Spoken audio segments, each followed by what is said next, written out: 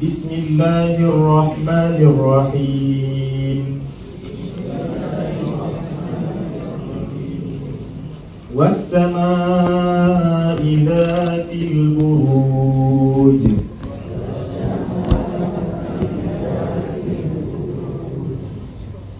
Wal yawmil maw'ud. Wa syahidin wa mashhud. Qutila ashabul ukhdud. An-nari dhatil waqud. Idhum 'alayha qu'ud.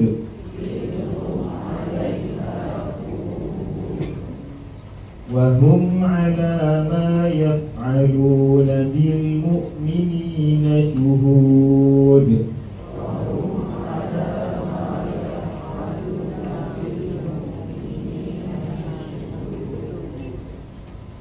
Wa ma naqamu minhum illa an yu'minu billahil azizil hamid.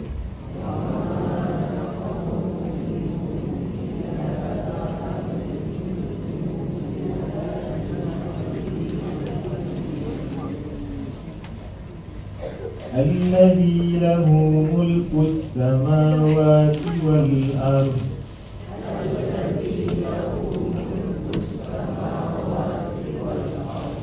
Wallahu ala kulli syai'in syahid.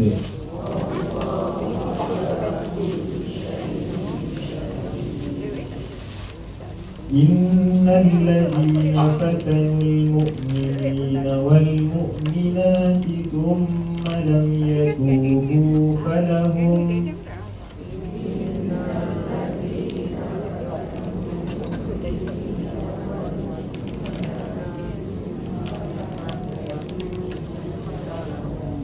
فلهم عذاب جهنم ولهم عذاب الحريق.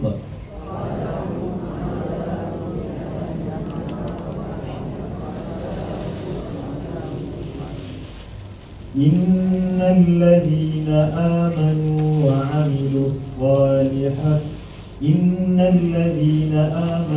وعملوا الصالحات لهم جنات تجري من تحتها الأنهار.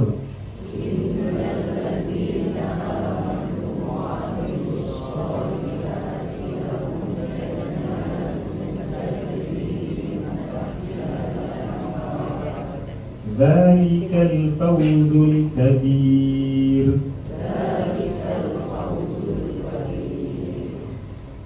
إن بطش ربك لشديد.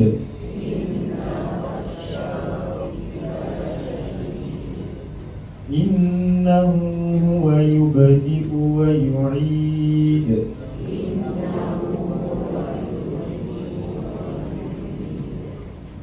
وهو الغفور الودود.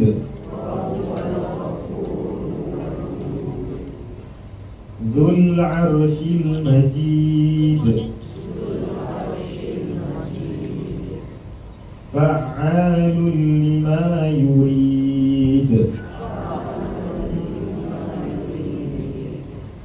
هل أتاك حديث الجنود.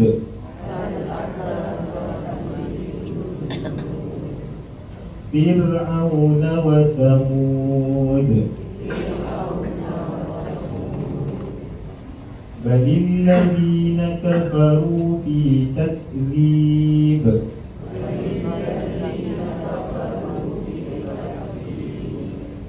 والله من ورائهم محيط.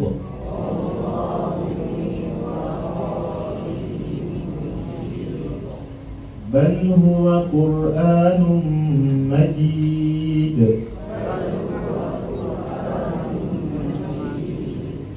في لوح محفوظ.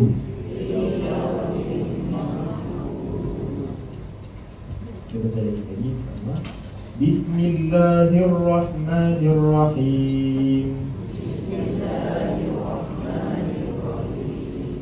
والسماء ذات البروج.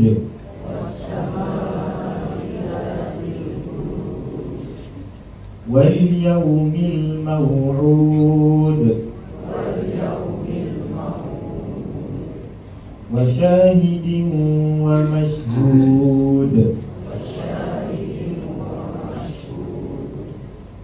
قتل أصحاب الأخدود. النار ذات الوقود. إذ هم عليها قعود. وهم على ما يفعلون بالمؤمنين شهود.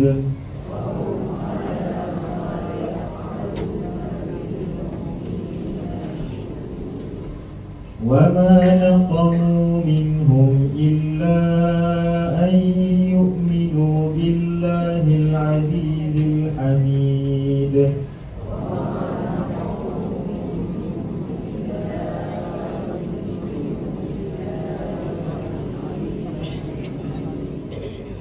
الذي له ملك السماوات والأرض.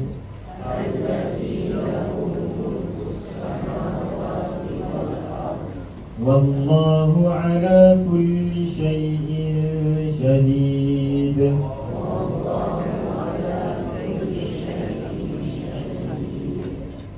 إن الذين فتنوا المؤمنين والمؤمنات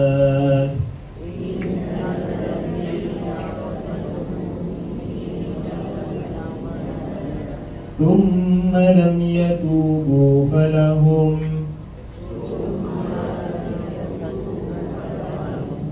فلهم عذاب جهنم ولهم عذاب الحريق.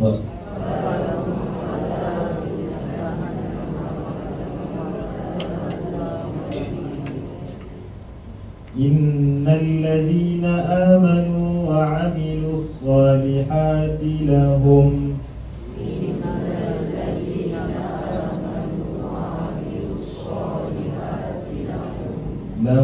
جنات تجري من تحتها الأنهار.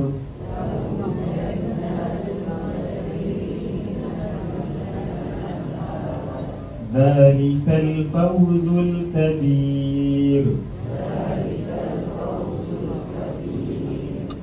إن بطش ربك لشديد.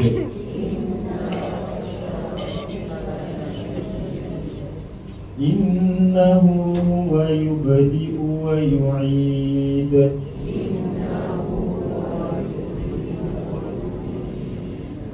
وهو الغفور الودود.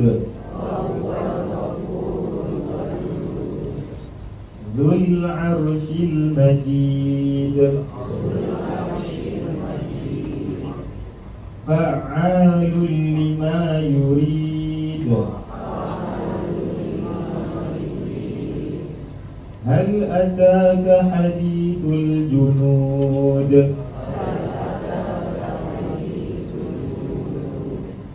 فرعون وثمود. بل الذين كفروا في تكذيب.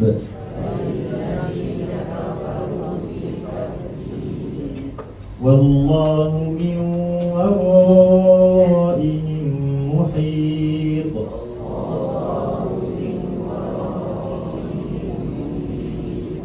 بل هو قرآن مجيد.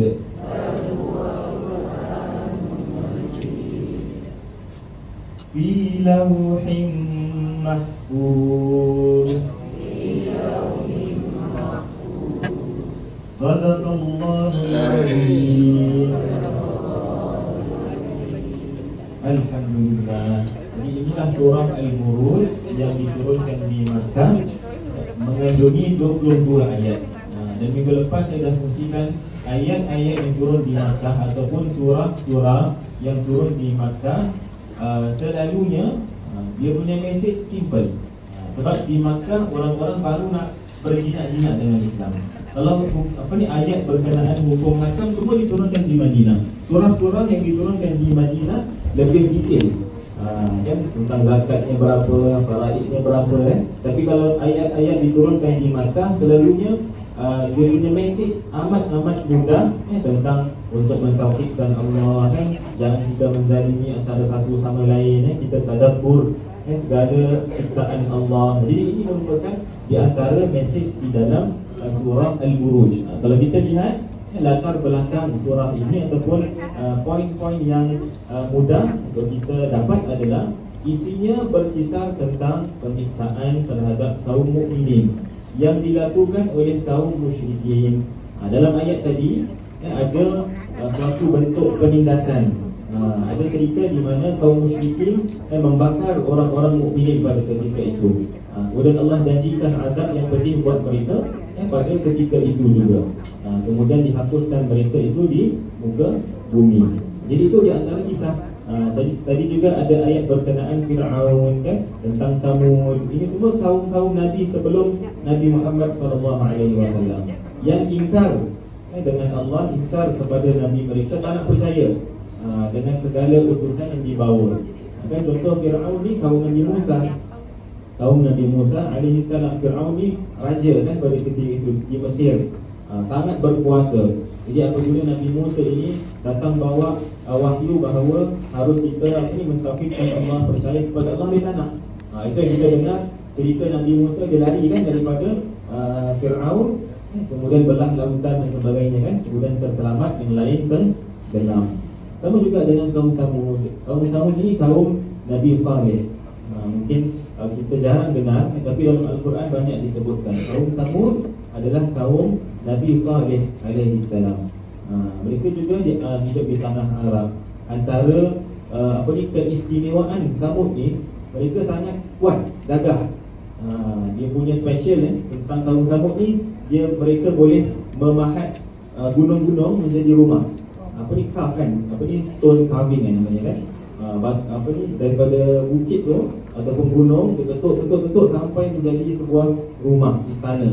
Itu mereka punya speciality lah. Mereka boleh melakukan perkara sedemikian. Kalau siapa pernah pergi ke Jordan, saya tak pernah pergi ni, tapi ada kawan-kawan saya pernah pergi ke kawasan namanya Petra di Jordan. Itu kita dapat lihat istana, rumah semua dalam gunung, tuan-tuan. Mereka pahat gunung tersebut, kemudian jadilah tempat tinggal dan sebagainya. Jadi itu kisah tentang kaum Thamud. Apabila lakukan sedemikian, Nabi Saleh datang bawa wahyu, kan, kemudian tak nak percaya, kemudian diazabkan oleh Allah Subhanahu wa ta'ala. Semua ini diceritakan dalam surah Al-Buruj. Tadi saya katakan surah diturunkan di Makkah untuk orang-orang Makkah tahu mesej agama Islam ni simple, percaya kepada Allah. Kemudian Allah ceritakan kaum-kaum dulu dah dikenakan azab sebab ingkar, betul? Jadi ini adalah mesej yang simple untuk beritahu kepada orang-orang Arab pada ketika itu bahawa haruslah kita ini percaya kepada Allah dan juga Rasulnya, jangan sampai berhaya, berhenti semua perkara itu yang ingkar, percaya kepada Allah. Kemudian seterusnya Allah mengingatkan bahawa dia boleh bertindak sebagaimana dia pernah bertindak terhadap bala tentera Fir'aun dan Thamud. Fir'aun dan juga Thamud. Ini yang saya katakanlah, kan, kalau Allah boleh mengazab kaum Nabi, contohnya Nabi Musa, kaum Nabi Saleh, kan, kaum Nabi Nuh tenggelam, betul? Kalau pernah dengar cerita tu, kan, kaum Nabi Nuh ni antara azab yang dikenakan adalah banjir ratusan tahun. Ratusan tahun hujan, banjir. Sangat tinggi banjirnya hingga kan bukit pun tenggelam. Kan apabila Nabi Nuh buat kapal, kan, semua kata dia gila. Kan apabila hujan turun tak berhenti, barulah semua nak percaya, tapi dah terlambat, kan. Jadi itu dia antara kisah Nabi Nuh. Semua ini boleh berlaku, bahkan boleh berlaku kepada umat Nabi Muhammad sallallahu alaihi wasallam. Tak mustahil berlaku kepada kita. Cumanya sekarang kalau kita lihat kaum Nabi Muhammad sallallahu alaihi wasallam, azab yang Allah turunkan tidak begitu pedih ataupun direct. Kalau kaum dulu terus kalau buat dosa, kemungkaran terus diazabkan, tapi kita diberi waktu sampai hari kiamat, sampai kita meninggal dunia, diberi waktu taubat. Itu yang special tentang umat Nabi Muhammad sallallahu alaihi wasallam. Sebaik-baik nabi, umatnya juga sebaik-baik umat. Itu harus kita percaya. Walaupun kaum Nabi Nuh, kaum Nabi Musa, kaum Nabi Isa, mereka ni yang kalau betul taat ni tuan-tuan, boleh beribadah non-stop, solat beratus-ratus rakaat dalam satu hari. Kita tak mampu tuan-tuan. Kita punya kuasa pun kurang kan?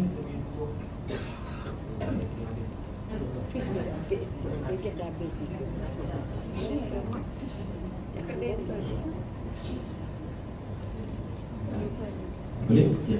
Jadi contohnya tadi kaum Nabi Nuh boleh beribadah kan sepanjang malam, sepanjang hari. Tapi umat Nabi Muhammad memang sudah diberitahu bahawa kita punya kelebihan itu bukan terletak kepada tubuh badan kuat boleh beribadah banyak, tapi kelebihan itu adalah kerana Nabi Muhammad sallallahu alaihi wasallam. Kerana kita umat Nabi Muhammad, kita pun jadi istimewa. Sebab itu jangan kita lokit bakhil untuk berselawat kepada Rasulullah sallallahu alaihi wasallam. Itu junjungan besar kita yang boleh menyelamatkan kita, memberi syafaat, membuat kita ni jadi umat yang istimewa. Satu pahala digandakan 10, bahkan lebih, bergantung kepada keikhlasan. Jadi jangan kita lupa apabila kita beribadah adalah dengan pertolongan Allah dan juga Rasulullah sallallahu alaihi wasallam. Yang ketiga, walaupun kaum musyrikin mendustakan kebenaran Al-Quran, mereka tetap tidak boleh terlepas dari genggaman Allah. Dalam surah Al-Buruj tadi kan beritahu tentang Al-Quran. Dan orang Arab pada ketika itu kata Rasulullah ni penyihir, orang sihir. Sebab apa ni kau katakan, dia punya kalimah-kalimah dia, perkataan semua macam berbunga-bunga kan, macam sihir je tuan ni. Tapi Allah turunkan ayat Al-Quran ini bukannya perkataan ataupun mantra-mantra sihir, bukan. Tetapi adalah Quran yang tertinggi kemuliaannya daripada Lauh Mahfuz. Lauh Mahfuz ini adalah tempat yang tertinggi. Apabila Nabi Isra dan Mi'raj naik ke langit kan, naik ke Lauh Mahfuz bertemu dengan Allah Subhanahu wa Ta'ala. Jadi diberitahu di sini bukan sihir ataupun mantra-mantra. Orang Arab pada ketika dulu zaman Nabi Muhammad sallallahu alaihi wasallam, mereka penyair. Kan penyair ni bahasa mereka sangat-sangat tinggi. So itu perlukan orang yang bahasa tinggi juga untuk masukkan dalam dunia kalau tak adalah contoh dia punya minda ni bahawa Allah itu yang satu. Jadi apabila Nabi Muhammad datang, Nabi Muhammad ni semua orang tahu buta huruf, tak boleh tulis, tak boleh baca. Tapi bila sebut ayat-ayat begini yang tadi kita baca kan, dia hujung-hujungnya cantik, maksud di sebalik pun cantik. Macam mana boleh datang daripada Muhammad sallallahu alaihi wasallam? Macam mana?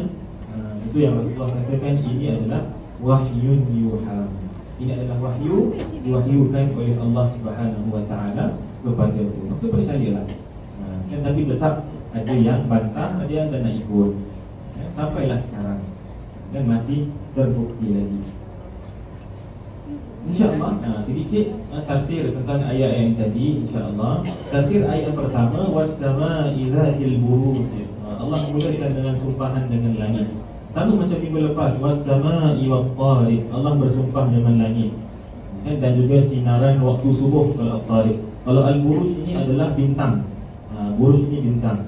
Pernah dengar Buruj Khalifah? Kat mana tu? Dubai, tinggi Buruj Khalifah. Dikatakan kalau kita tinggal di tingkat yang atas-atas tu, Buruj Khalifah, kalau orang di tingkat 5, 6 dah buka puasa, yang kat atas masih belum boleh buka lagi. Sebab masih nampak matahari. Masih tinggi matahari terbenam kan, masih nampak matahari tinggi sangat. Jadi lambatkan 1-2 minit, lambatkan 2-3 minit gitu kan, barulah mereka buka puasa. Walaupun radio dah azan contohnya kan, tapi mereka masih nampak matahari. Maghrib tak nampak dah matahari dah terbenam. Kan itu tentang buruz khalifah lah. Mereka tinggal di atas awan, itu betul atas awan. Dan jadi di sini Allah bersumpah dengan langit. Perkataan langit ini banyak yang disebutkan dalam Al-Quran. Mesej yang utama adalah ini, bawah ini, untuk kita tadabbur alam ini. Tadabbur apa? Cuba untuk kita menghayati, fikir di sebalik semua perkara ni kan.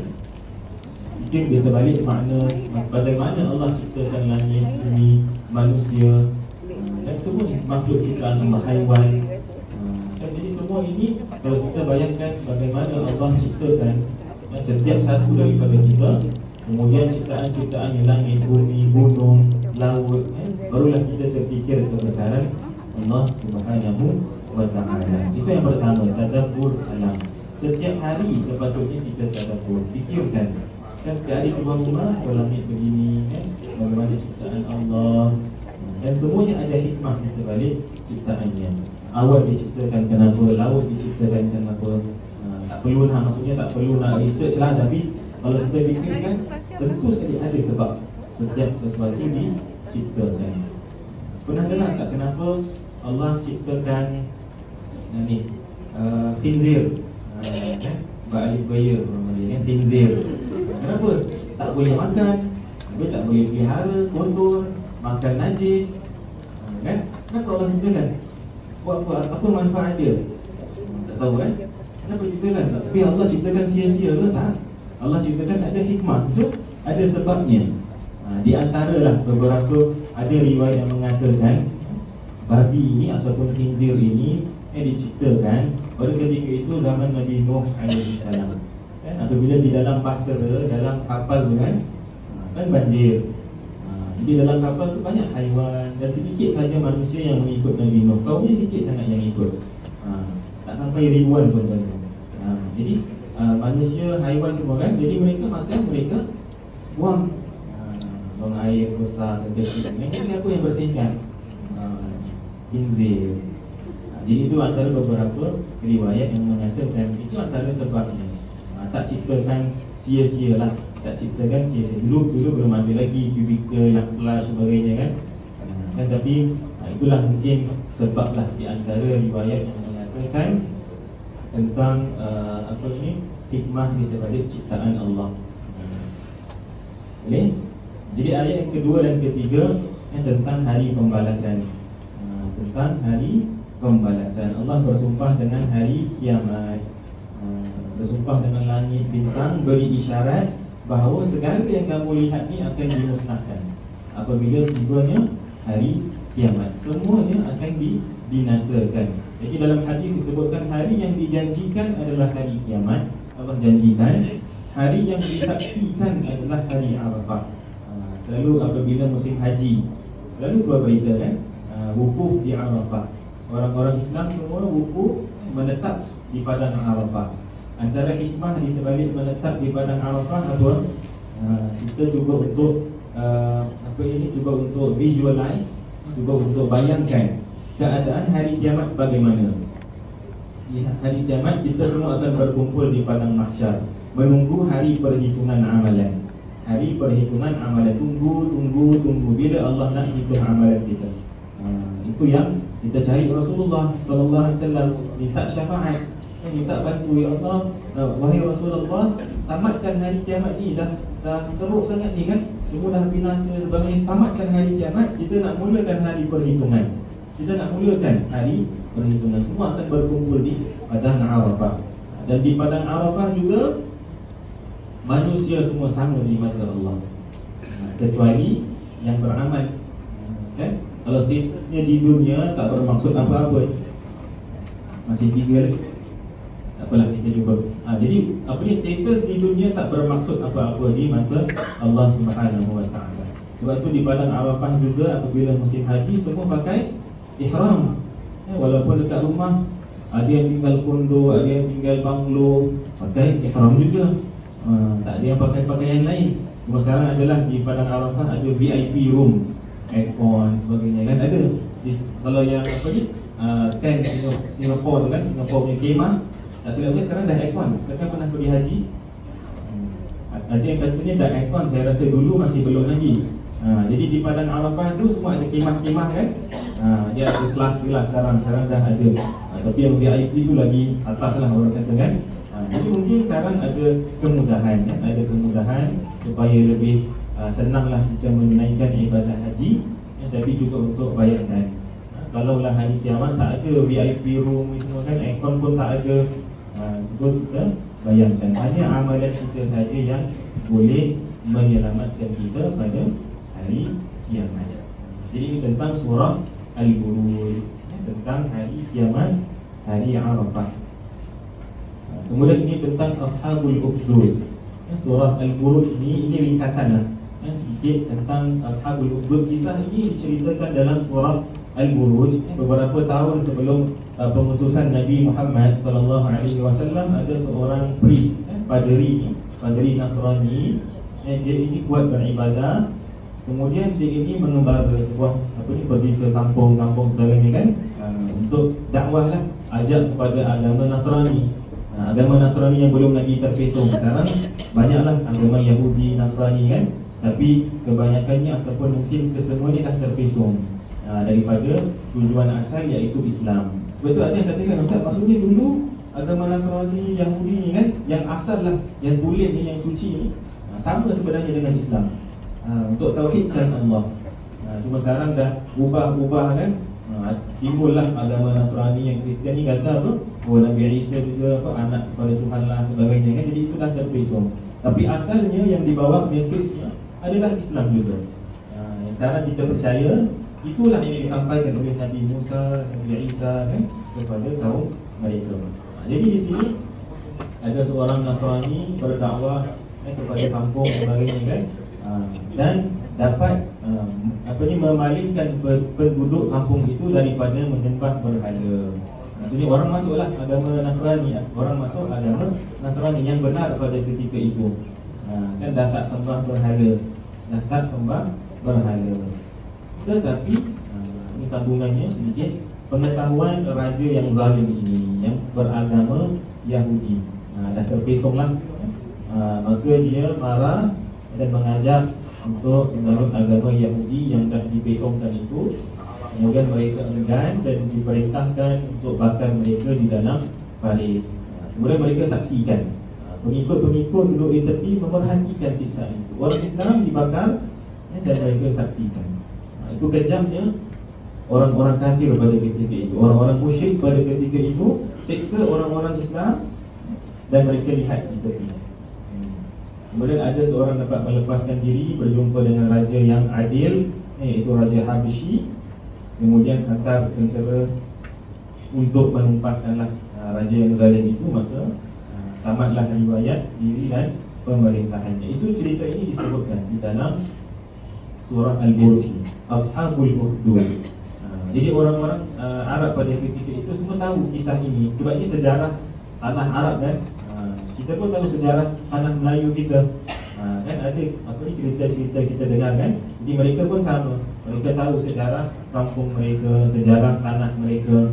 Jadi ini disebutkan di dalam Al-Quran, untuk beritahu, beri amaran kepada orang musyrikin, bahawa beriman kepada Allah itu adalah perkara yang wajib. Jangan kita menyembah berhala dan sebagainya, akan diazabkan Allah Subhanahu wa ta'ala. Jadi di sini amaran keras kepada kaum Quraisy yang menyiksa kaum muslimin, dua azab yang akan menimpa mereka. Allah janjikannya dalam surah Al-Buruj ini adalah azab Jahannam di akhirat dan juga azab api yang membakar di dunia.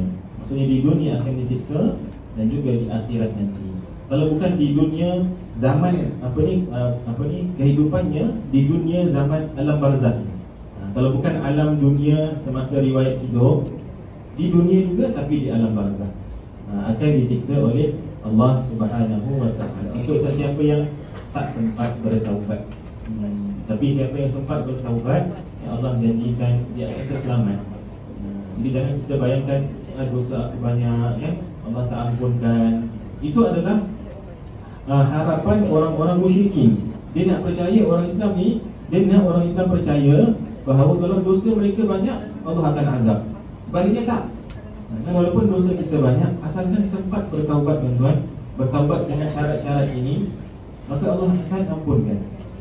Allah akan ampunkan. Ada sebuah hadis, saya terlupa riwayat siapa, tapi apabila sahabat itu bertanya kepada Rasulullah sallallahu alaihi wasallam, orang-orang beriman ni yang bermaksiat, membuat keburukan, membuat kesalahan, mereka akan masuk ke syurga ke?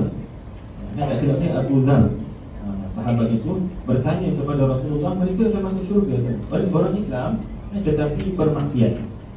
Jadi Rasulullah berkata, kalau mereka bertaubat, masuk ke syurga Allah Subhanahu wa ta'ala. Kemudian sahabat itu pun berkata, wa in zana wa in sarik, walaupun dia berzina dan mencuri, sebab dua ni dosa yang besar ni, walaupun dia berzina dan mencuri, Rasulullah kata betul, dia akan masuk ke syurga kalau sempat bertaubat. Sahabat bertanya 2-3 kali. Kemudian Rasulullah kata dah 2-3 kali dia tanya, aku jawab ia akan masuk syurga. Dia masih tanya kan? Kemudian Rasulullah menjawab, ya, mereka akan masuk syurga walaupun Abu Dzar tak suka mereka masuk syurga. Jadi ada sedikit apa, Rasulullah kata apa, sound sikit lah, indirect sikit kepada Abu Dzar Al-Ghifari, Allah akan masukkan mereka ke syurga walaupun ada orang yang tak suka mereka masuk syurga. So dalam hati kita tuan-tuan, sebab itu dalam hati jangan rasa orang lain tak layak masuk syurga. Jangan rasa begitu. Ustaz, walaupun mereka buat dan curi 10 tahun, 20 tahun curi, tak kena tangkap-tangkap, masuk ke syurga. Kalau dia bertaubat, satu hari kalau dia bertaubat, dia pulangkan hak orang-orang tersebut, masuklah ke syurga. Kan? Jangan kita rasa bahawa mereka tak layak, kita saja yang layak. Itu dah dosa. Sifat sifat buruk dalam hati kita, hilangkan. Semua orang layak masuk ke syurga. Itu yang harus kita percaya. Tak ada orang lagi layak, semua layak. Semua berbalik kepada Allah Subhanahu wa ta'ala. Nak masukkan mana yang lebih cepat, yang mana yang lambat sikit, itu bergantung kepada amal. Jadi ini syarat-syarat taubat. Saya rasa semua dah tahu, cuma sekadar peringatan untuk saya dan juga semua. 3 syarat taubat meninggalkan dosa yang telah dibuat. Kalau dalam bahasa Arab itu al-iqla' anil dzam, kita cabut dosa itu daripada akarnya. Kan kalau kita potong dia tuan-tuan, kita pokok kan, potong dia tumbuh balik kan. Tapi kena cabut dari akar supaya dia tidak tumbuh lagi. Itu meninggalkan dosa yang telah dibuat. Tak mudah. Tak mudah kita semua tahu tak mudah. Kalau dosa yang dah habit kan, kita buat hari-hari kan, satu hari kita taubat, mungkin 2-3 hari tak buat, dah hari keempat, hari kelima terbuat lagi. Dia tak mudah. Sebab itu Allah menyebutkan Allah sayang hamba-hambanya yang tawwabin, yang sering bertaubat. Maksudnya apa? Allah tahu manusia lemah, perlukan banyak kali bertaubat. Dan dia akan terjatuh lagi. Sebab tu manusia ada nafsu ammarah bisu, nafsu yang buruk dalam diri, akan hasut. Selain daripada syaitan, nafsu akan hasut dia. Tapi kita cubalah sedaya upaya. Sebab itu pilih kawan yang baik, situasi ataupun keadaan di rumah pastikan baik, supaya dia punya chances untuk kita terbentuk itu sedikitlah, insya-Allah. Boleh? Yang kedua, menyesal atas perbuatan dosa dia. Sebab ada yang melakukan dosa tak menyesal. Betul? Ada orang yang melakukan dosa, dia rasa itu normal, dia tak menyesal. Ada yang melakukan dosa menyesal tapi tetap buat, itu okey lagi daripada orang yang lakukan dosa tak menyesal. Tak ada apa-apa lah, minum je. Minum apa? Marah, minum je, tak ada apa-apa. Tapi ada yang rasa menyesal tapi tetap minum. Sebab apa? Dia rasa diri dia dah rosak sebagainya kan. So kadang kita harus, sebab itu saya katakan tadi, jangan rasakan bahawa orang lain tak layak masuk ke syurga. Kadang penyesalan orang itu lebih mendalam daripada kita punya penyesalan. Dan itu mereka kadang lebih layak masuk ke syurga, tapi mereka sempat bertaubat. Yang ketiga, berazam untuk tidak kembali melakukannya. Berazam untuk tak lakukan. Yang terakhir, jika dosa itu bersangkutan dengan makhluk, hendaklah ditambah syarat ini. mengembalikan hak makhluk itu, kemudian meminta maaf daripadanya. Kalau kita sakitkan hati orang, contoh mencuri kan, itu harta orang, harus kita kembalikan. Ustaz, saya dah curi 3,000 lah, nak bayar balik tak ada lah sekarang, minta maaf dia boleh tak? Terpulang kepada orang tersebut. Itu sangat bahaya buat dosa dengan orang. Kalau buat dosa dengan Allah, bahaya jugalah. Cumanya Allah kita tahu Maha Pengampun kan. Kalau kita betul bertaubat, kalau kita tak mampu bayar balik pun, contoh solat qada, ada yang tanya, Ustaz saya 40 tahun tak solat ni, nak bayar balik boleh ke? Subuh kita kira 20 tahun lah setiap bayar. Subuh 20 tahun punya subuh, Zuhur 20 tahun punya subuh, kan bila nak bayar? Bila nak habis bayar kan? Tapi kita cuba sedaya upaya, lepas solat fardu qada satu, lepas solat fardu qada satu kan. InsyaAllah Allah terima, Allah ampunkan yang lain. Tapi dengan manusia, Allah katakan minta maaf dengan mereka. Kalau mereka tuntut balik hak, berikan. Walaupun lambat, aku tak ada 3,000 sekarang lah, supaya pelan-pelan boleh tak? Supaya pelan-pelan, supaya kita terselamat di akhirat nanti. Orang tak minta kat kita. Dan jadi itu antara bahayanya lah. Sebab itu para ulama katakan berdosa dengan manusia ni lebih padah, lebih susah kan untuk kita bayar balik hak mereka. Tapi kalau kita dah bayar balik, dah minta maaf, dia kata dia dah bayar balik, okey, tapi aku still tak nak maafkan. Itu bukan masalah kita. Kita dah minta maaf kan, kita dah bertaubat, kita nak maafkan, itu urusan mereka. Sebab perintah Allah juga maafkan orang. Kita tak mempunyai kuasa untuk tak maafkan orang. Jadi dia dua pihak lah, bukan satu saja yang apa ni harus beri kemaafan tu, harus juga maafkan orang. Boleh insya-Allah. Ini tafsir ayat yang ini, innal ladzina amanu wa 'amilus solihati lahum jannatin tajri min tahtiha al-anhar dzalikal fawzul 'adzim. Orang yang beriman, beramal soleh akan mendapat syurga yang mengalir sungai di bawahnya. Di syurga Al-Quran menyifatkan di syurga ini ada beberapa tahap kan? Ada yang orang kata dia punya A class, ada yang B class kan. Syurga Firdaus, syurga dipanggil Darussalam. Darussalam nama syurga juga. Jadi yang Firdaus yang paling atas. Jadi siapa yang beriman, beramal soleh, di rumahnya di syurga tu ada sungai mengalir. Mungkin yang kurang amalannya syurga juga dapat, tapi mungkin tak sebegini. Dan yang beriman, kurang amal soleh, tidak meningkatkan darjat mukmin kan.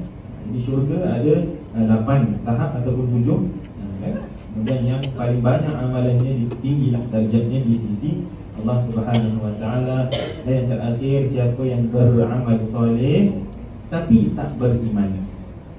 Siapa? Orang-orang kafir, orang-orang yang bukan Islam. Kadang mereka baik, betul? Jiran kita baik, orang Cina, orang yang India baik, kadang lebih baik daripada jiran Melayu kadang. Dan tapi tak beriman. Apa jadi? Sia-sia. Di dunia mungkin Allah berikanlah jiran yang baik sebagainya kan, tapi di akhirat zero. Tidak mendapat ganjaran di akhirat, bahkan di neraka Allah. Bagaimana mereka tidak beriman. Jadi wasted lah orang kata kan, sia-sia, rugi. Jadi insya-Allah lah, moga-moga kita semua terselamat. Kalau boleh nak dapat yang pertama, beriman dan juga beramal soleh, insya-Allah. Okay? Jadi itulah sedikit tentang surah Al-Buruj, penafsirannya. Kita akan sambung dengan kita indahnya bersama Rasulullah sallallahu alaihi wasallam di syurga.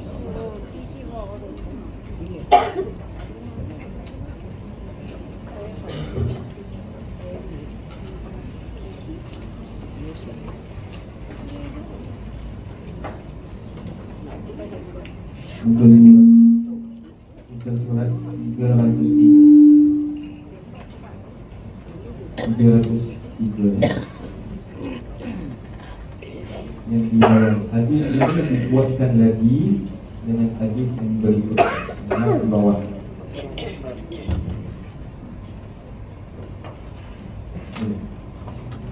Ya, 303. Bila bacalah dari peringkat pertama tu boleh. Apa yang menjadi tajuk utama di sini ialah boleh 203 ya, atas tu.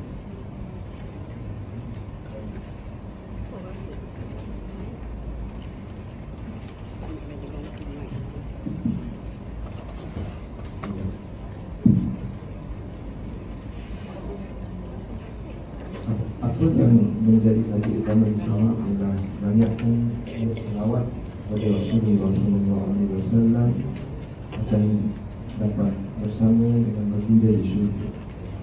Ini adalah yang amat diinginkan sekali oleh setiap Muslim yang mencintai baginda SAW.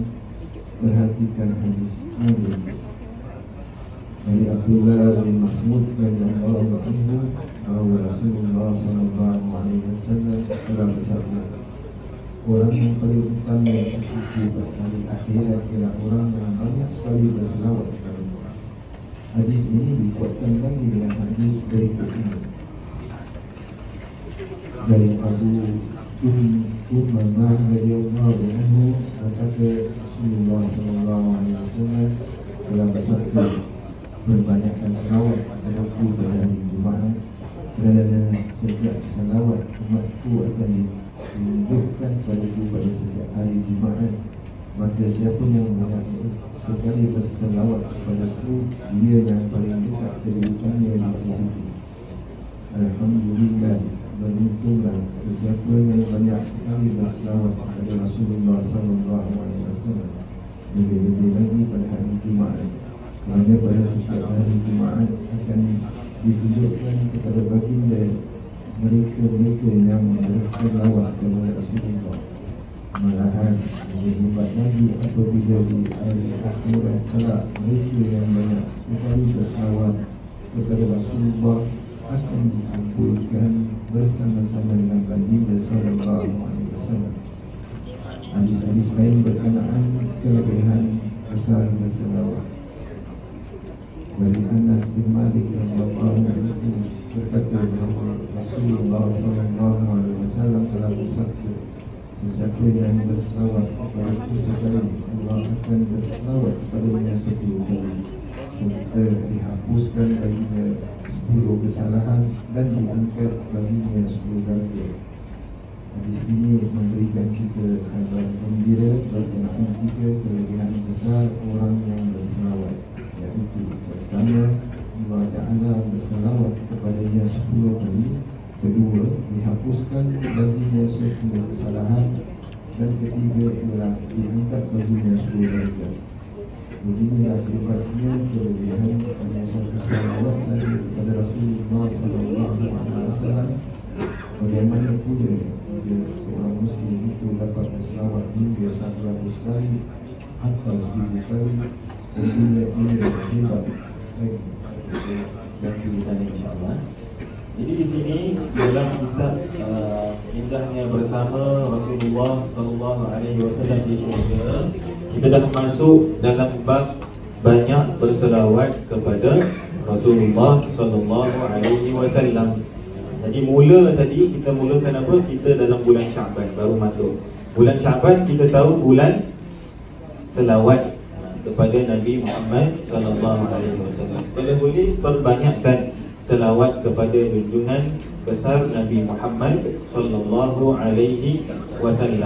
Kerana saya rasa semua tahu ayat ini, lebih-lebih lagi yang lelaki selalu solat Jumaat, innallaha wa malaikatahu yusalluna 'alan nabi ya ayyuhalladzina amanu sallu 'alaihi wa sallimu taslima. Allahumma salli wa sallim wa barik alaihi. Selalu tiap-tiap hari Jumaat akan dibacakan oleh khatib, oleh imam di mimbar tentang ayat ini. Ayat ini diturunkan pada bulan Syaban. Diberitahu kalau kita lihat maksud di sebalik dengan innallaha wa malaikatahu yusalluna 'alan nabi. Sesungguhnya Allah dan para malaikatnya berselawat ke atas Nabi. Ya ayyuhalladzina amanu, wahai orang-orang yang beriman, sallu alaihi, berselawatlah kepada Rasulullah, wa sallimu taslima, dan berilah salam kepadanya. Dalam ayat ni kalau kita lihat tafsirannya, para ulama mengatakan Allah mulakan dengan dirinya sendiri. Innallaha, sesungguhnya Allah dan para malaikat berselawat kepada Nabi sallallahu alaihi wasallam. Jadi sepatutnya kita lebih aula lagi, lebih utama lagi untuk kita banyakkan selawat. Sebab Allah dan malaikat berselawat. Kalau kita tak berselawat, siapa kita kan? Kita manusia. Kita manusia. Kedudukan kita dengan para malaikat ni, malaikat tak pernah berdosa kepada Allah. Kita lagi banyak kesalahan kan? Sebab itu patutnya lebih banyak lagi kita berselawat daripada para malaikat. Jadi ayat itu diturunkan pada bulan Sya'ban.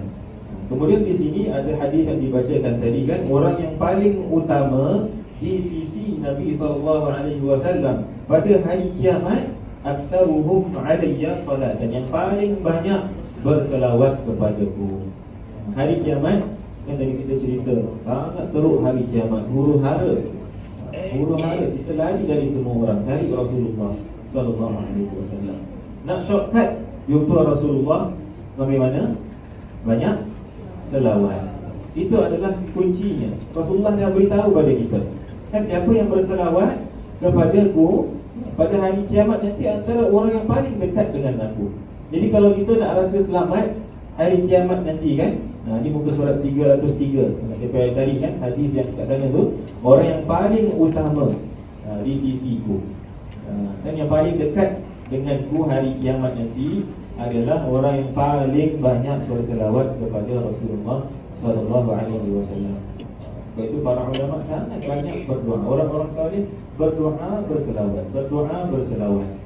Dan sebab mereka ni lebih lebih sedar bahawa dunia ini sementara. Kan? Mereka lebih sedar daripada kita kan. Kita kadang orang-orang yang biasa, macam saya juga, orang yang biasa kadang lalai juga. Kan? Sibuk fikir tentang dunia. Sampai waktu solat baru kita ingat sikit lah dunia ini sementara, contohnya kan. Tapi lepas tu keluar balik sibuk dengan dunia kan. Lalai. Kita ni manusia lalai.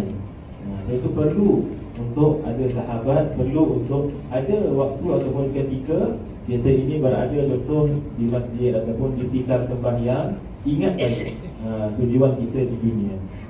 Ingat balik tujuan kita di dunia.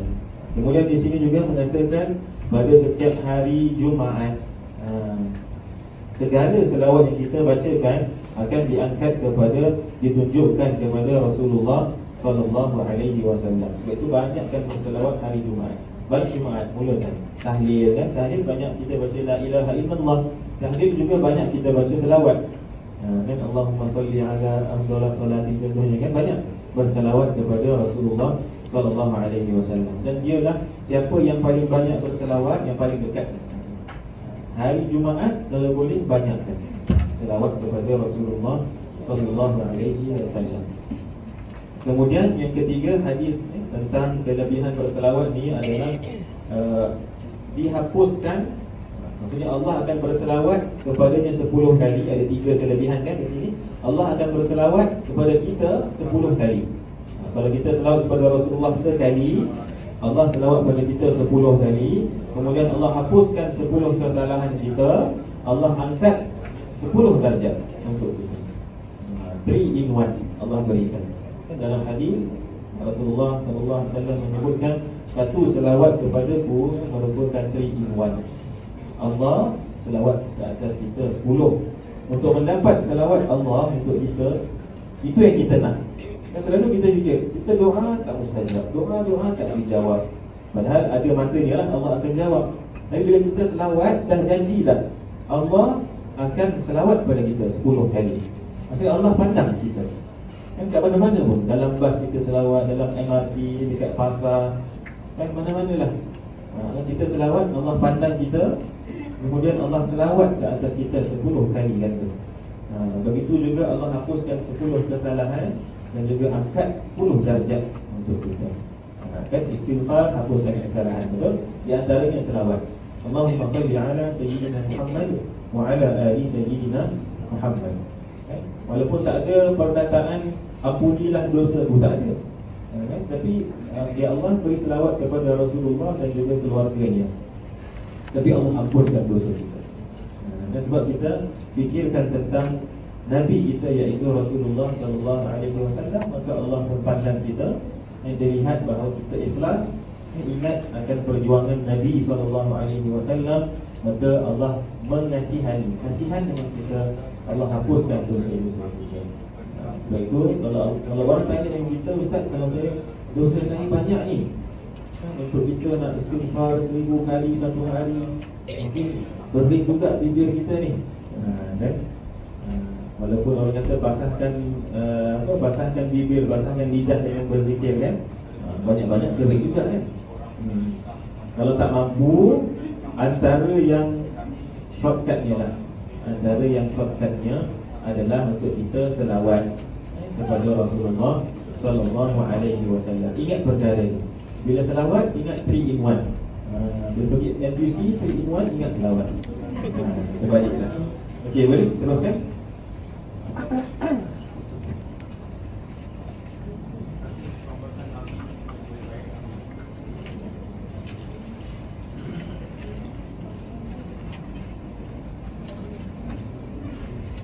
Dari Ubay bin Ka'ab radhiyallahu anhu berkata bahawa aku telah bertanya kepada Rasulullah, wahai Rasulullah, sesungguhnya aku banyak berdoa berselawat kepadamu, maka banyakkah yang patut aku berselawat kepadamu? Baginda menjawab, terpulanglah bagi kamu.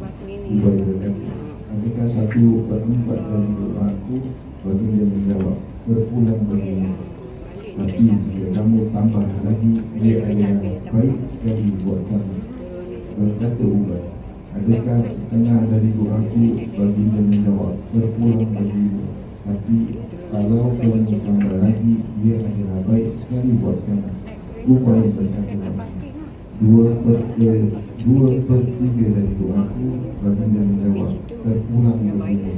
Tapi jika kamu tambah lagi, dia adalah amat baik buat kamu. Ubay berkata lagi, aku jadikan doaku semua adalah selawat untukmu.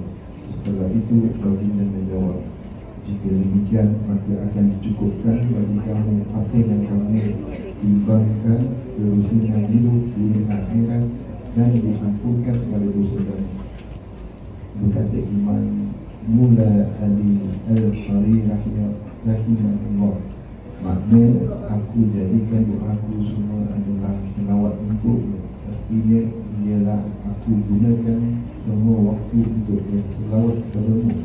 Yang dahulunya aku gunakan waktu itu untuk mendoakan untuk diriku sendiri. Kenapa begitu sekali hingga selawat saja sudah mencukupi? Jawapannya, ini ialah kerana sebagaimana yang diterangkan oleh Imam At-Tirmidzi rahimahullah, bahawa selawat itu mengandungi zikrullah, iaitu zikir kepada Allah Ta'ala, serta membesarkan Rasulullah SAW dan berusaha menunaikan hak baginda daripada kehendak dirinya sendiri, iaitu dengan melebihkan baginda daripada berdoa hanya untuk dirinya sendiri sahaja. Ikhtar ini dalam Islam ialah melebihkan saudaranya dari dirinya sendiri. Ia adalah akhlak yang amat dimuliakan oleh Allah Ta'ala dan lebih besar pahalanya dari sifat ukhuwah Islamiyah atau persaudaraan Islam. Sifat ukhuwah hanya mencintai saudara se-Islam sama seperti mencintai diri sendiri, tetapi ikhtar ialah mencintai saudaranya lebih dari dirinya sendiri. Jadi kisah sahabat tadi yang menjadikan seluruh doanya hanyalah untuk Rasulullah adalah kira amalan ikhtar yang sangat besar kemuliaannya di sisi Allah Ta'ala. Itulah sebabnya ramai ulama mengatakan bahawa selawat kepada ke atas Nabi itu sudah mencukupi segala jenis doa di dalamnya. Jika ini bermakna jika kita ingin berdoa untuk diri sendiri dengan doa-doa yang diajarkan oleh Rasulullah atau doa-doa yang diambil dari Al-Quran, maka semuanya ini kurang kebaikannya dari selawat.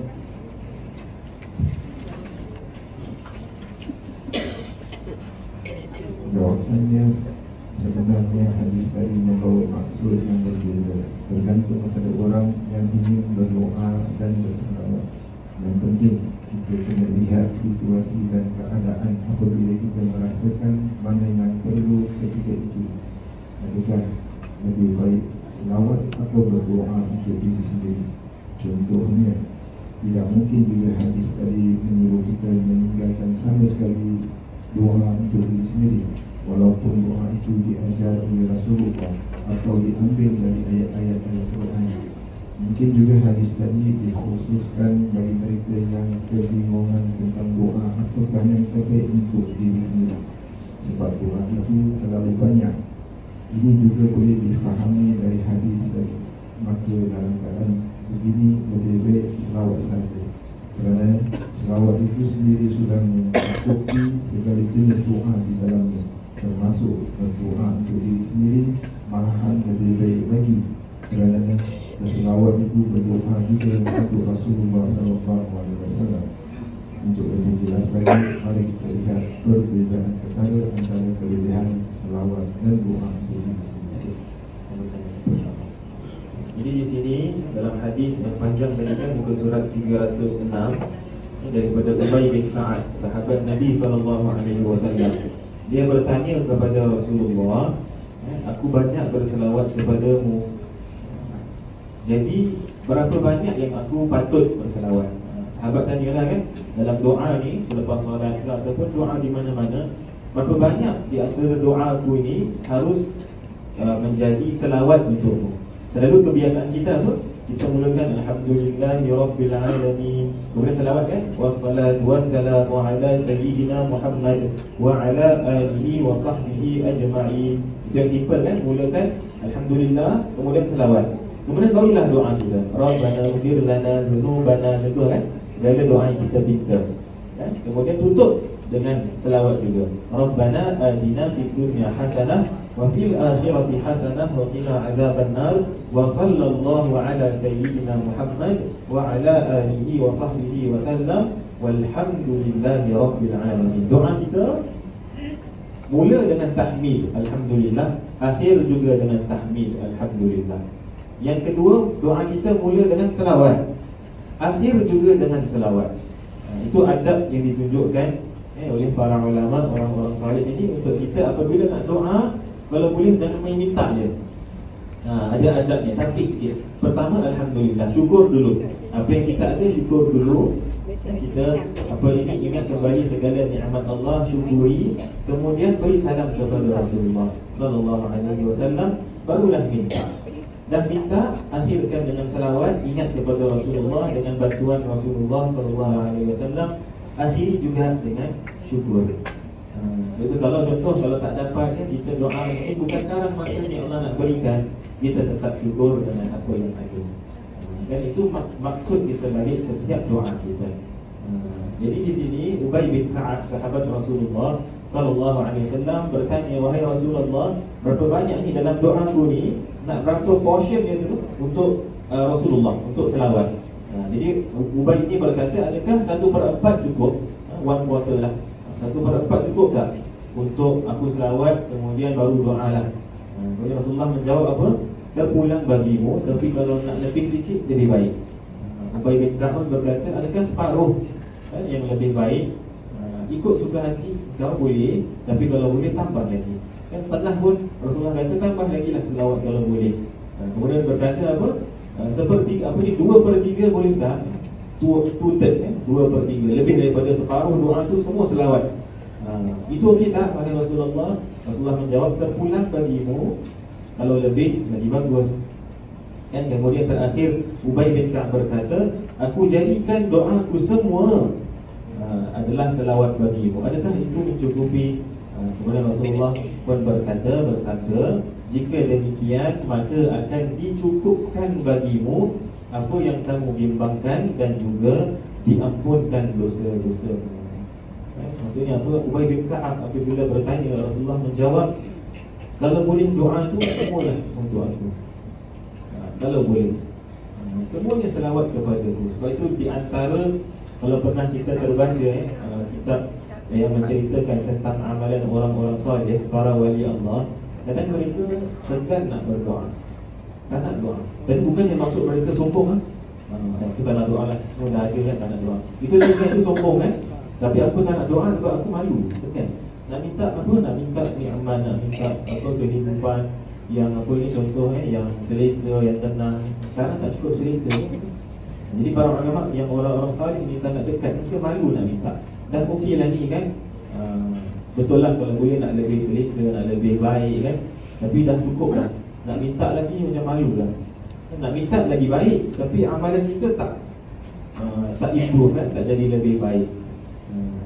Nak minta nikmat yang banyak, tapi amalan kita masih sama. Dari 10 tahun lalu sama. Tapi nikmat nak lebih kan. Sebab itu para ulama ataupun orang-orang saleh ni segan nak minta. Contoh timbul mungkin mereka baca daripada ini kan. Rasulullah berkata, kalau nak berdoa, sebaik-baiknya semualah selawat kepada itu. Full. Kalau doa kita mungkin dari starting dengan ending ni kan, pertama mula dengan akhir. Mungkin tak sampai suku pun. Tak sampai 1/4. Doa kita adalah selawat. Dan jadi apa ni, Rasulullah SAW berpesan, kalau nak dicukupkan segala yang kau bimbangkan. Kat dunia ni banyak keruncingan, banyak kita pening. Nak buat apa lah ni, cukup tak cukup tak. Anak-anak ni macam mana, ibu ayah ni macam mana, siapa nak jaga ini kan. Runcing. Kalau nak semua itu settle, Rasulullah berpesan selawat. Dan semua doamu ni selawat kalau boleh. Selawat kepada aku. Kemudian akan diampunkan segala dosa-dosa. Ini kita tahulah, satu selawat dihapuskan 10 dosa kan tadi. Ini kita bayangkan semua doa. Kalau kita ambil 2-3 minit nak doa, kita bayangkan 2-3 minit itu semua selawat kepada Rasulullah SAW. Jadi kalau boleh, kalau kita boleh, mungkin dalam satu hari kan, kalau lah kita berdoa 5 kali, contohlah lepas solatnya 5 kali, mungkin satu di antara 5 waktu tu cuba untuk tak berdoa tapi selawat. Gantikan semua doa. Rabbana ighfir lana dzunubana, tu kita tak baca. Rabbana atina tak baca. Rabbana zalamna anfusana tak baca. Semua apabila tadah tangan semua selawat. Itu yang diajarkan oleh Rasulullah SAW. So itu ada soalan kan di sini, betul ke maksudnya doa-doa dari Al-Quran, doa-doa yang diajarkan Rasulullah kan? Maksudnya tak perlu doa ke? Perlu jugalah. Kan? Tapi tengok kepada situasi dan keadaan kan. Muka surat 308 ni kan, maksudnya kalau orang bingung tak tahu nak doa apa, paling mudah selawat. Bingung tak tahu nak doa apa doa yang terbaik, maka berselawat. Tapi kalau contoh kita tahu ada doa yang diajarkan Nabi untuk bebas daripada hutang, bacalah. Kan contoh kita masih berhutang kan, baca doa tu moga-moga terlepas daripada hutang. Ada doa yang dalam Al-Quran untuk hapuskan dosa-dosa kita. Kita rasa bahawa kita masih banyaklah dosa, bacalah doa tersebut. Bukan bermaksud semuanya harus berselawat. Cuma kalau kita runcing, bimbang, rasa mungkin hari ni atau waktu ni aku segan lah nak minta dengan Allah bulan ni macam apa ni semua senang, alhamdulillah Allah bagi apa ni aku kesenangan. Ujian tu kurang, jadi aku nak minta pun segan. Jadi waktu maghrib ni tak apalah, aku nak jadikan doa selawat je. Boleh, tidak ada masalah. Bahkan selawat itu juga merupakan doa kepada diri kita dan juga untuk Rasulullah SAW. Di sini disebutkan perkara ini adalah ithar. Ini perkataan bahasa Arab dalam muka surat 307 ni kan, ithar. Kan besar huruf ha, ithar maksudnya kedepankan orang lain sebelum kita. Kita pentingkan Rasulullah SAW sebelum diri kita sendiri. Tak apa, aku nak selawat. Doa untuk aku ni tak penting. Kan tak penting, aku dah ada alhamdulillah nikmat ni. Yang aku nak cuma engkau tahu bahawa aku banyak berselawat kepadamu, supaya engkau tahu bahawa aku akan mencarimu di hari kiamat nanti. Itu ithar, kedepankan orang lain. Kan macam contoh kita nak masuk masjid, ada kawan kita kan, daripada kita masuk sama-sama, okey juga tu masuk sama-sama kan. Tapi kalau tak apa, kau masuk dulu. Itu ithar, kedepankan orang lain. Nak makan kan, kadang kita tunggu tak apa, sila makan dulu, aku tak nak makan sebelum kau makan kan. Itu ithar, kedepankan orang lain. Itu lebih baik daripada ukhuwah. Ukhuwah ni kita bersahabat betul. Tapi kalau sahabat tu mungkin kita rasa kita sama. Tapi kalau ithar, dia lagi baik. Aku tunggu kau, buat dulu baru aku buat. Masuk dulu baru aku masuk. Makan dulu baru aku makan. Minum dulu baru aku minum. Itu namanya ithar. Dapat pahala. besar pahalanya di sisi Allah Subhanahu wa taala. Ada sebuah cerita sebelum kita akhiri insya-Allah, sebuah cerita tentang al-ithar ni tuan-tuan. Pada suatu ketika Sulhul Hudaybiyah, ada perjanjian Hudaybiyah antara orang musyrikin Quraisy dengan orang-orang Islam. Nak tulis surat ni. Sulhul Hudaybiyah ni surat perjanjian. Jadi mulakan surat itu dengan Bismillahirrahmanirrahim. Kemudian sahabat Nabi Ali bin Abi Talib tulislah surat tersebut kan, mula dengan Bismillah, normal kan, mulakan dengan nama Allah. Tapi ada suara-suara yang mengatakan kalau kita tulis Bismillahirrahmanirrahim, orang-orang Quraisy mereka tak percaya, tak tahu pun apa Ar-Rahman Ar-Rahim kan. Jadi mereka okeylah mulakan dengan Bismillahirrahmanirrahim. Bukan amu dua akhir tu nak tidur. Ini Bismillahirrahmanirrahim. Kemudian dalam ayat dalam surat tersebut adalah bilang ni daripada Rasulullah sallallahu alaihi wasallam kan. Jadi Ali bin Abi Talib, ada suara-suara juga mengatakan mereka tak mengaku Rasulullah ni Rasul, maka tulislah nama Nabi Muhammad bin Abdullah. Surat ini daripada Muhammad bin Abdullah. Tapi Ali bin Abi Talib cakap apa, tak nak, aku nak kata Rasulullah. Sebab hormat dengan Rasulullah, beradab dengan Rasulullah sallallahu alaihi wasallam, walaupun mereka percaya ke tak percaya ke, surat ini mesti ada nama Rasulullah sallallahu alaihi wasallam, bukan saja Muhammad bin Abdullah. Aku nak ditulis Rasulullah. Ali bin Abi Talib tak nak padam dalam apa ni perjanjian tersebut kan, tak nak padam. Akhirnya Rasulullah dalam riwayat, dalam hadis itu menyebutkan menggunakan rihuhu, menggunakan air liurnya, iris ataupun padam, dan Rasulullah tulis saja Muhammad bin Abdullah. Itu sahabat Nabi nak ithar, kedepankan Nabi SAW. Tak apa nama kita semua tak ada, tapi Rasulullah tu mesti ada. Nama kau saja Muhammad bin Abdullah macam tak hormat. Nak ada Rasulullah, nak ada Sayyidina, kan menghormati, beradab kepada Nabi Muhammad sallallahu alaihi wasallam. Ada juga sebuah cerita Sayyidina Abu Bakar sedang mengimamkan solatnya. Rasulullah masuk, kemudian Abu Bakar mengundur diri. Kemudian dalam hadis itu panjang disebutkan Rasulullah suruh Abu Bakar kekal di tempatmu dan imamkan solat, tapi dia tetap tak nak. Dah habis solat sebagainya kan, Abu Bakar pun berkata, kalau ada Rasulullah, aku tak nak jadi imam. Kan? Sebab mereka sangat menghormati Nabi SAW. Sebab itu kalau kita baca sirah, selalunya tuan-tuan, mereka tak nak mulakan solat selagi Rasulullah tak keluar daripada kamarnya. Kan rumah Rasulullah tepi saja dengan Masjid An-Nabawi. Kan? Dah azan, dah qamat, mereka solat apa ni? Dah azan, solat qabliyah, tak akan qamat selagi Rasulullah tak keluar. Kan? Mereka tunggu saja. Kan ada cerita yang ada solat Isyak, Rasulullah tak keluar ni, lambat sangat. Ada sahabat teruskan solat tanpa Rasulullah. Akhirnya dalam jam 12 malam gitu kan, dalam riwayat disebutkan tengah malam Rasulullah keluar solat Isyak. Ada sahabat yang tunggu kan, tunggu Nabi dari jam 8 malam gitu kan, Isyak sampai 12 malam tunggu sebab nak Rasulullah imamkan. Dua-dua tak salah, siapa nak solat itu boleh. Tapi ada juga sahabat yang menghormati Rasulullah SAW, tak nak mulakan solat, tak nak buat apa-apa selagi Rasulullah SAW tidak berada di sisi mereka. Jadi itu merupakan pengajaran lah untuk kita sama-sama, untuk diri saya dan juga semua, untuk apa-apa jua perkara selain daripada mengingati Allah Subhanahu Wa Taala, ingatlah kepada Rasulullah sallallahu alaihi wasallam. Umat manusia ini, makhluk di muka bumi ini menjadi mulia kerana Rasulullah sallallahu alaihi wasallam. Dan langit juga menjadi mulia dengan Rasulullah sallallahu alaihi wasallam apabila Isra dan Mi'raj. Dulu ada beberapa riwayat menyebutkan para malaikat di langit ini cemburu.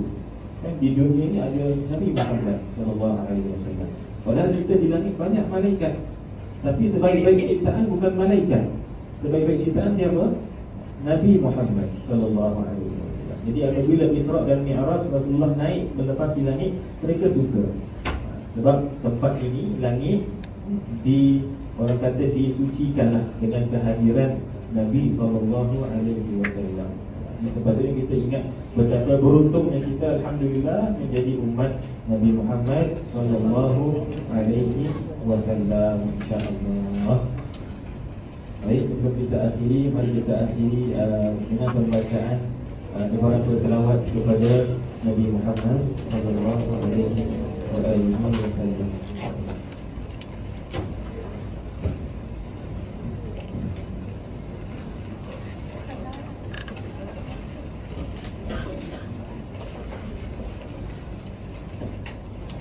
Allahumma salli wa sallim wa barik alaihi wa ala alihi.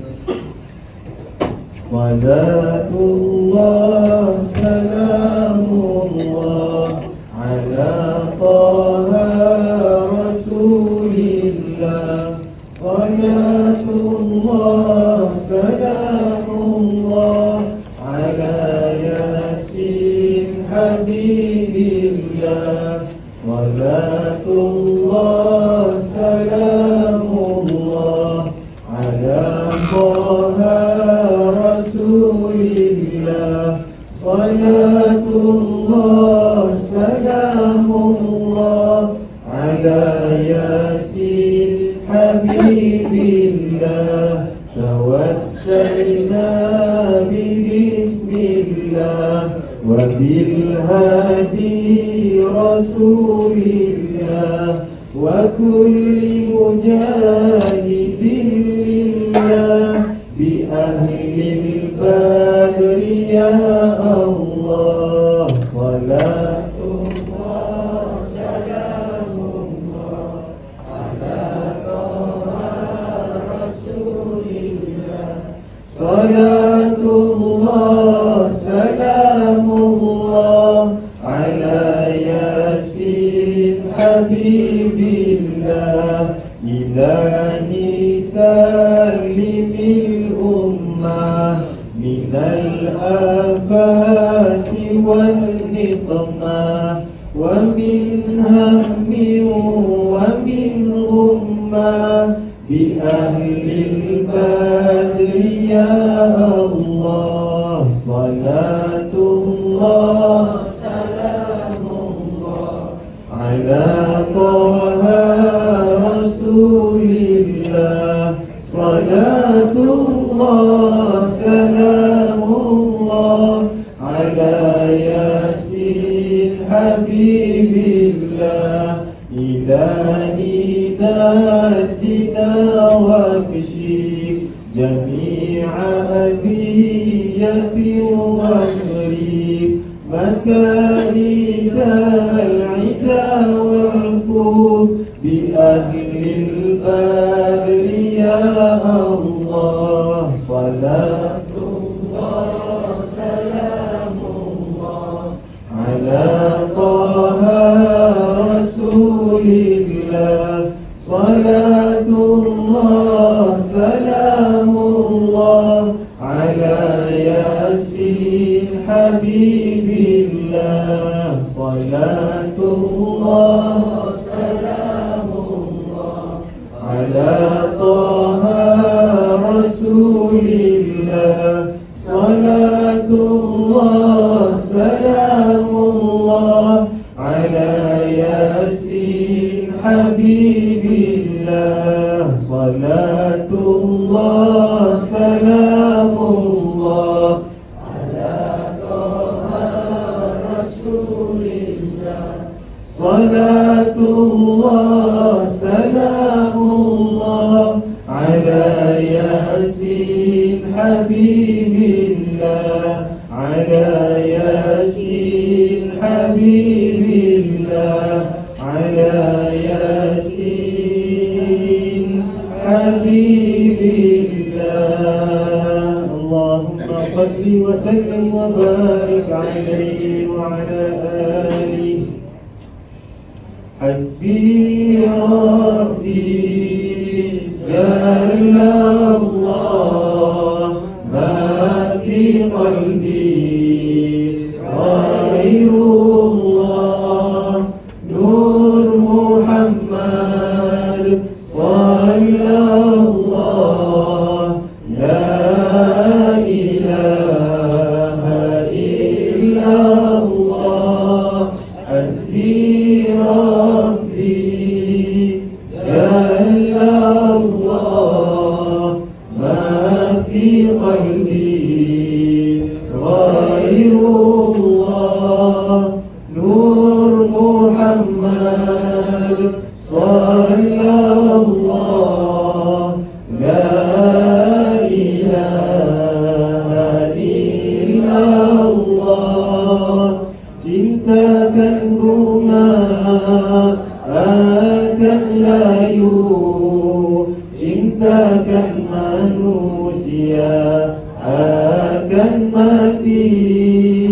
cintakan Allah, cinta hakiki, itulah dia, cinta abadi.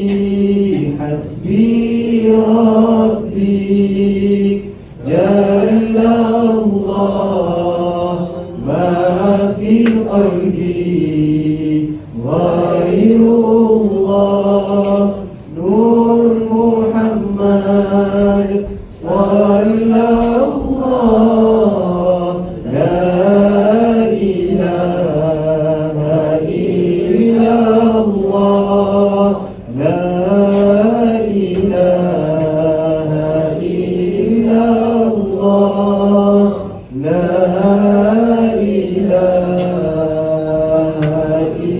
ilaha illallah. Allahumma salli wa sallim wa barik alaihi wa ala alihi. Alhamdulillah, moga-moga semua di sini dipanjangkan umur, dimurahkan rezeki, diberikan ketetapan iman, dan moga-moga diberi perlindungan dan rahmat daripada Allah Subhanahu wa taala hingga ke akhir hayat kita insya-Allah. Amin amin ya rabbal alamin. Terima kasih. Kita tutup majlis ini dengan tasbih kafarah dan suratul Asr. Subhanakallahumma wa bihamdika asyhadu an la ilaha illa anta astaghfiruka wa atubu ilaik. Bismillahirrahmanirrahim. Wal 'asr innal insana lafi khusr illa alladhina amanu wa 'amilus solihati wa tawassaw bil haqqi wa tawassaw bis sabr. Aqulu qawli hadha wa astaghfirullahal 'azim li wa lakum. Wassalamu alaikum warahmatullahi wabarakatuh.